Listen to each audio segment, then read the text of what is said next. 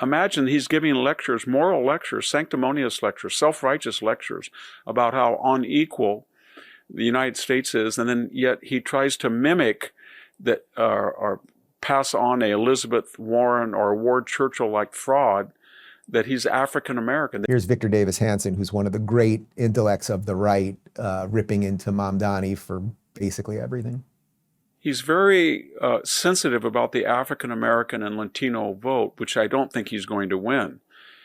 But now we learn that when he applied to college, to Bowdoin, and I think further to graduate school, in which he was not admitted, he claimed that he was an African American.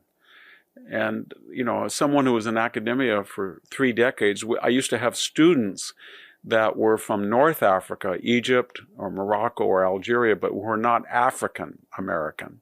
That is, they were not blacks. And they tried that trick, and they were not successful. Either was Mamdani. But imagine he's giving lectures, moral lectures, sanctimonious lectures, self-righteous lectures about how unequal the United States is, and then yet he tries to mimic that or pass on a Elizabeth Warren or Ward Churchill-like fraud that he's African American, that he's a black African, just because his parents, who were Indian and immigrants to Uganda and were one of the 1% elite in that country, and they were thrown out and as refugees, he's now claiming that he should have had special, I shouldn't say he's now claiming, he claimed that he should have had special preference in admissions because he was black. You add all of this up, and I guarantee you more will come out every day, because he's a pampered, privileged, angry, young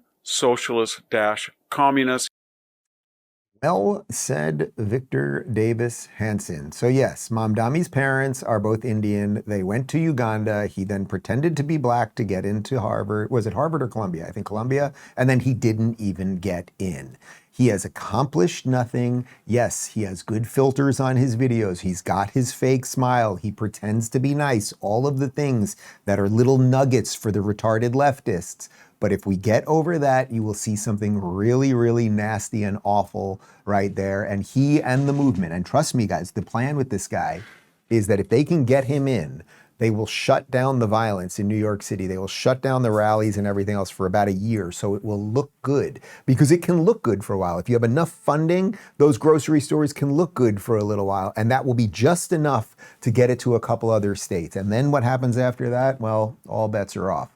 So what does Trump have to do? He has to just keep going. They are never going to stop lying, whether it was 8 years ago with Jim Carrey, or whether it's what they do with him as it pertains to Texas now or anything else. He has to just keep going.